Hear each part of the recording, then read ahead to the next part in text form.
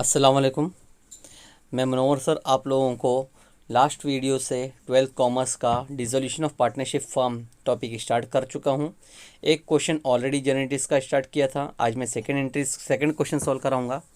Ganesh and Kartik are partner sharing profit loss equally. Ganesh और कार्तिक दो partners का प्रॉफिट शेयरिंग रेशियो इक्वल कहा गया है। They decide to dissolve the firm on 31 March. The balance sheet was is under. ये लोग अपना बिजनेस डिसॉल्व बंद करने का बोल रहे हैं और बैलेंस शीट दी गई है। बैलेंस शीट में कहा गया है liability side creditors bills payable, reserve fund, capital account Ganesh और कार्तिक। तो हम लोगों को लायबिलिटीज़ में 5 नाम दिया हुआ है, creditors, bills payable, reserve fund और 2 पार्टनर्स का कैपिटल।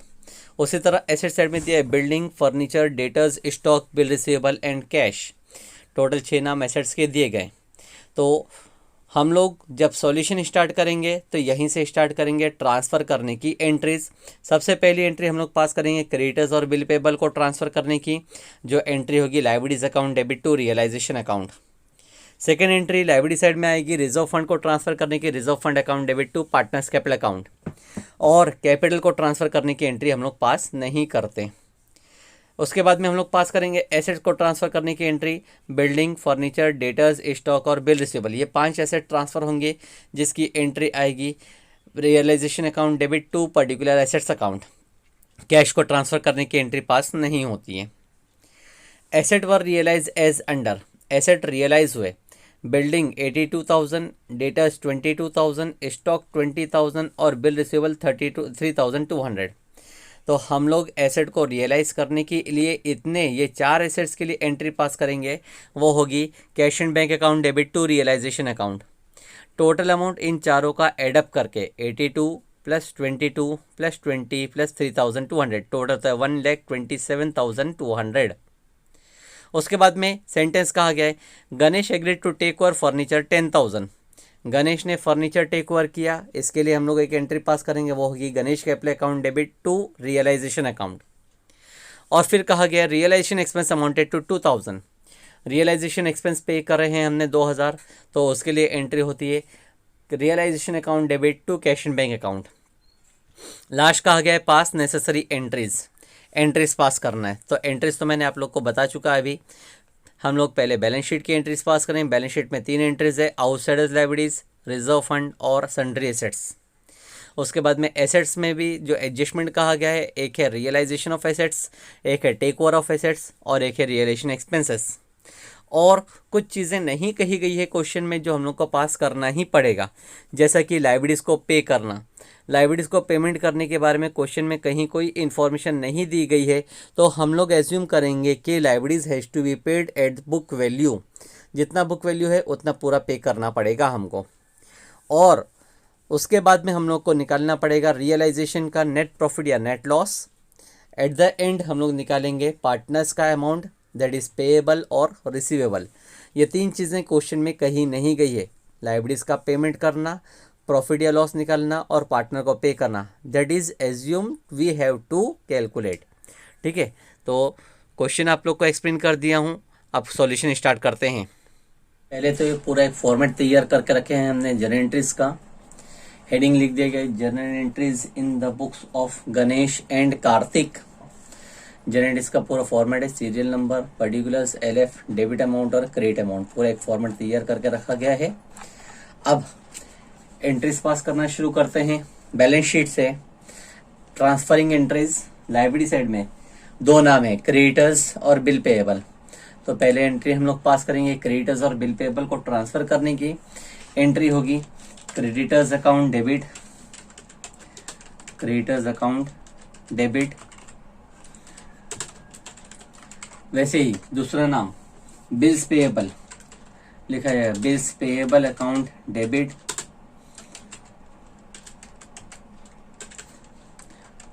To realisation account. दोनों ही लायबिलिटीज हम लोग रियलाइजेशन में ट्रांसफर करेंगे।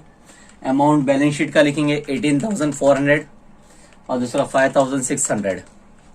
18,400 plus 5,600 total amount comes to 24,000। ठीक है, नरेशन लिखेंगे being liabilities transferred transferred to realisation account. Okay, सबसे पहले लायबिलिटीज हमने ट्रांसफर कर दिए। उसी के बाद में नाम था रिजर्व फंड का, तो रिजर्व फंड को ट्रांसफर करने की एंट्री आएगी reserve fund account debit, reserve fund account debit to partners capital account. Partner के नाम पे ट्रांसफर होता है, तो पार्टनर के नाम पे लिखेंगे गणेश कैपिटल अकाउंट, और फिर सेकंड पार्टनर के नाम पे लिखेंगे to Kartik capital account, to Kartik capital account. ठीक है, इस तरह से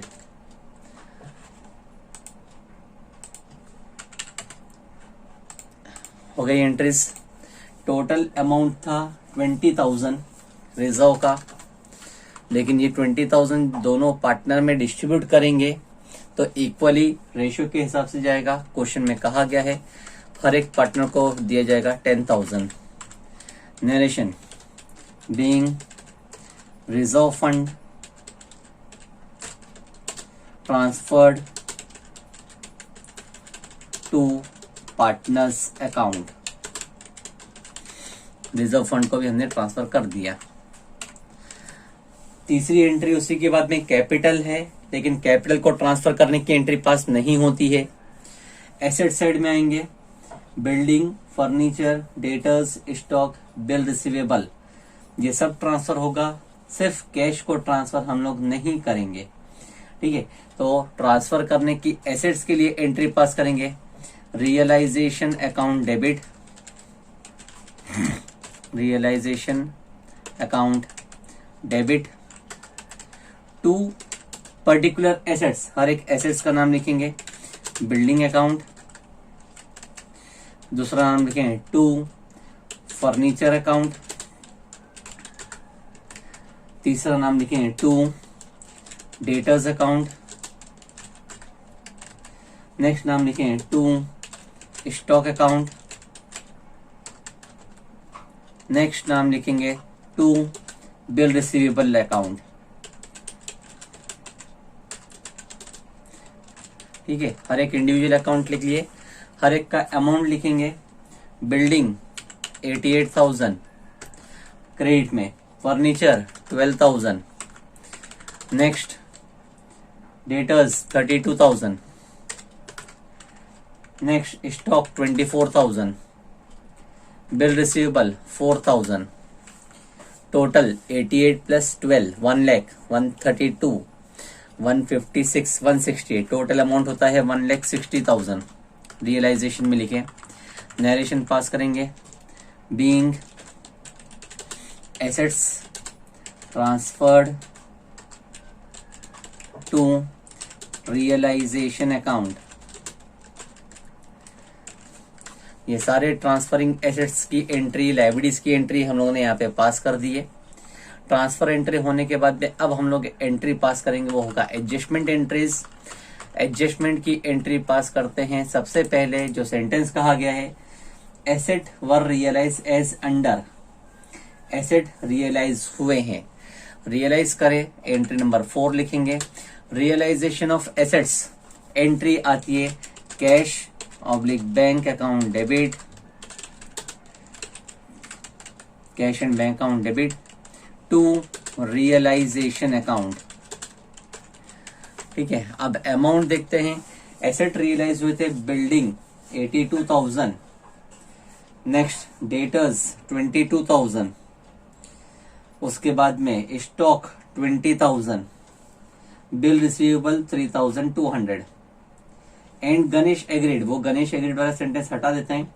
बिल्डिंग का 82,000 प्लस डेटर्स का 22,000, स्टॉक का 20,000 और बिल रिसीवेबल का 3,200, सबको एक साथ में अमाउंट पास करते हैं। वो होता है 1,27,200 रुपीज, 1,27,200। नरेशन लिखेंगे बीइंग एसेट्स रियलाइज।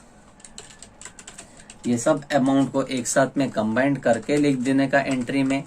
4 एसेट्स थे, building debtors, stock, bill receivable सब रियलाइज हुए, सबका पैसा एक साथ में हमको मिल गया। नेक्स्ट एंट्री नंबर 5, उसी के बाद में जो कहा गया था, Ganesh agreed to take over furniture for 10,000।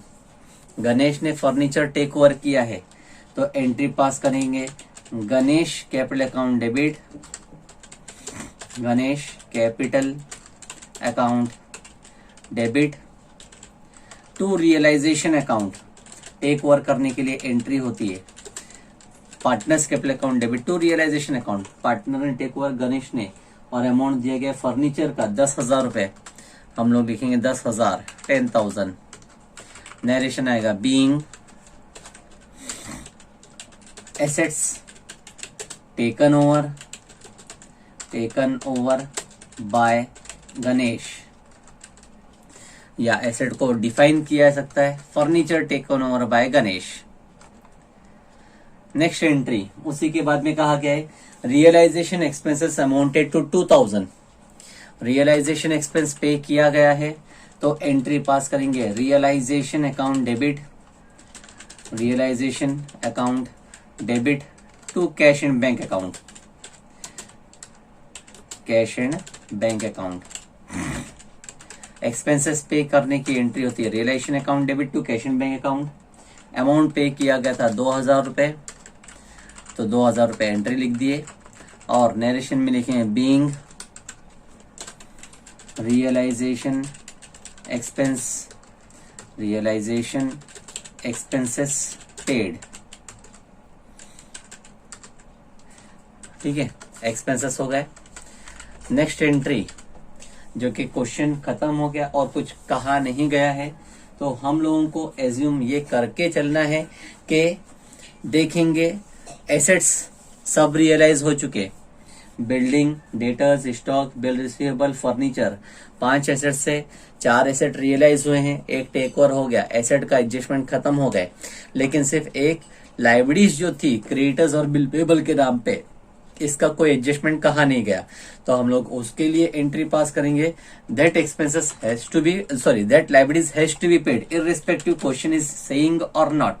Question में कोई इंफॉर्मेशन दिया है या नहीं दिया है, हम लोग एंट्री पास करेंगे, और एंट्री होगी realisation account debit to cash and bank account. ठीक है, अमाउंट देखेंगे टोटल लाइबिलिटीज का, टोटल लाइबिलिटीज एंट्री पास करे थे, यहाँ पे पहली एंट्री 24,000 था, तो हम लोग एंट्री जो पास करेंगे वो रहेगी 24,000 की। टोटल एक्सपेंस हमने पे कर दिया, टोटल लाइबिलिटीज हमने पे किया। नरेशन आएगा, बीइंग लाइबिलिटीज पेड ऑफ। ये एंट्री नहीं भी बोली गई है तो भी हमको पास करना ही है। ठीक है, अब यहाँ पर हमारा क्वेश्चन सॉल्यूशन खत्म हुआ। इसके बाद में हम लोग 2 एंट्री एक्स्ट्रा पास करते हैं, एक प्रॉफिट या लॉस कैलकुलेट करने की, तो मैं यहीं पे नीचे एक रफ वर्क करता हूं, रियलाइजेशन अकाउंट का डेबिट, और डेबिट का अमाउंट टोटल करके देखता हूं और क्रेडिट का अमाउंट टोटल करके देखता हूं, तो मुझे पता चल जाएगा कि मुझे प्रॉफिट हो रहा है या लॉस हो रहा है। चेक करते हैं रियलाइजेशन अकाउंट का डेबिट साइड। रियलाइजेशन का अकाउंट डेबिट में फर्स्ट एंट्री नहीं है, सेकेंड में नहीं है, थर्ड में है 1,60,000, फोर्थ में नहीं है, फिफ्थ में नहीं है, सिक्स में है 2,000, तो हो गया 162, और ये लास्ट वाली में सेवेंथ में है 24, 162 प्लस 24, तो टोटल होता है 186 डेबिट का अमाउंट। जबकि क्रेडिट का अमाउंट चेक करते हैं रियलाइजेशन में, तो पहले अमाउंट है 24 लाइबिलिटीज का, उसके बाद में एसेट रियलाइज हुए 1,27,200। ठीक है, और उसके बाद में गणेश ने टेक ओवर किया था 10,000 रुपीज का फर्नीचर,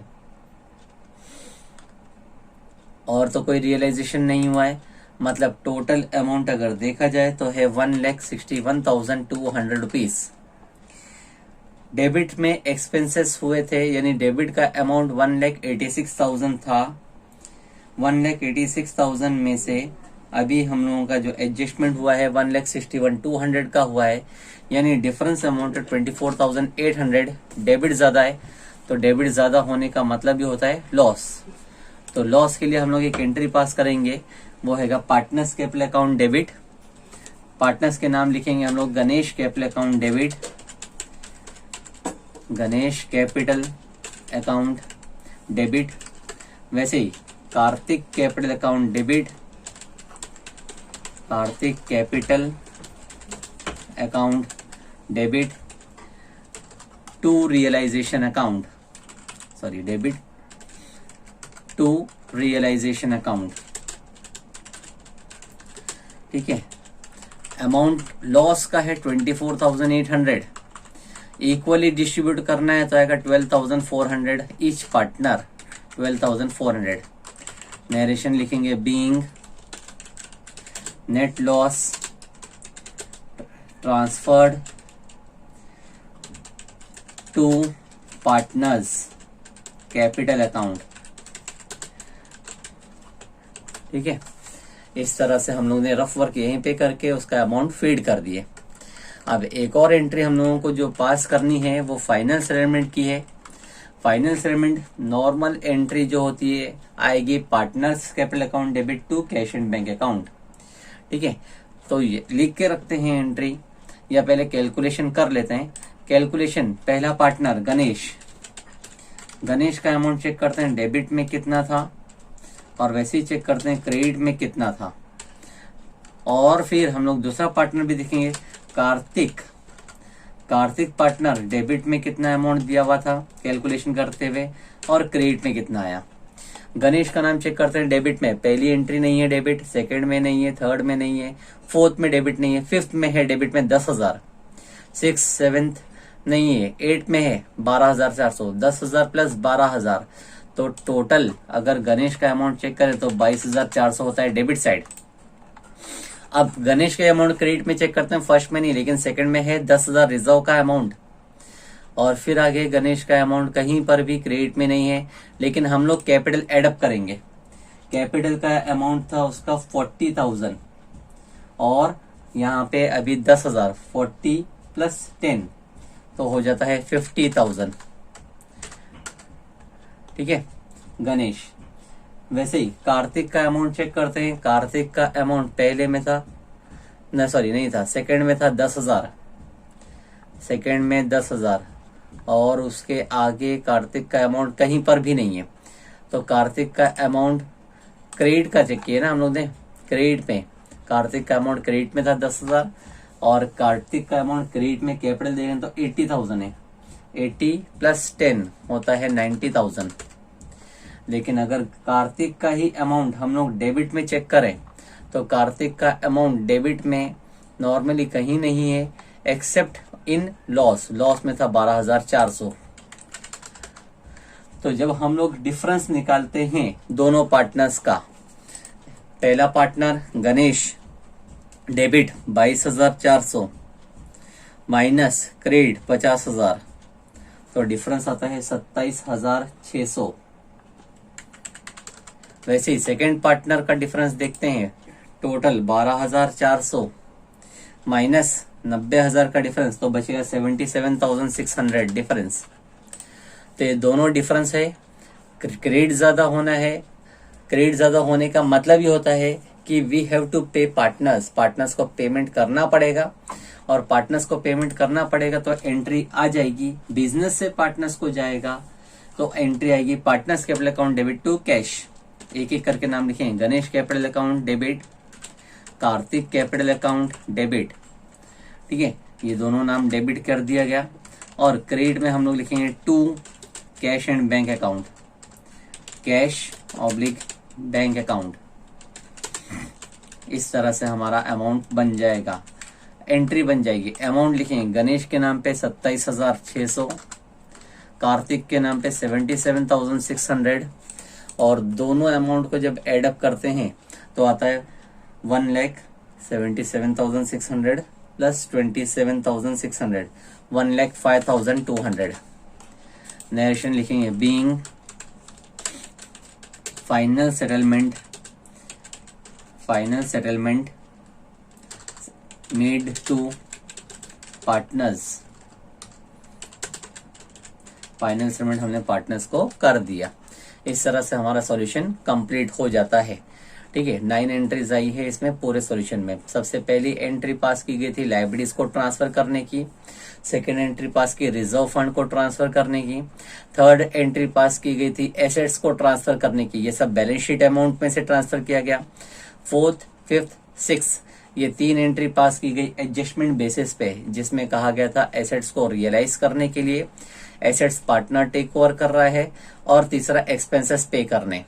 और इसके बाद में 3 एंट्री हमने पास किया है, लेकिन उसके लिए कोई क्वेश्चन में इंफॉर्मेशन नहीं था, फिर भी हमको पास करना है, जिसमें सबसे पहली एंट्री होती है एक्सपेंसेस को पे करने की, लाइबिलिटीज को पे करने के बारे में। सेकंड, प्रॉफिट हो रहा है या लॉस फाइंड आउट करके उसकी एंट्री पास करने की, और एंडिंग में फाइनल सेटलमेंट की एंट्री। ये 3 क्वेश्चन में कहीं नहीं गई थी, हमने अपने पास से पास कर लिए हैं। ठीक है।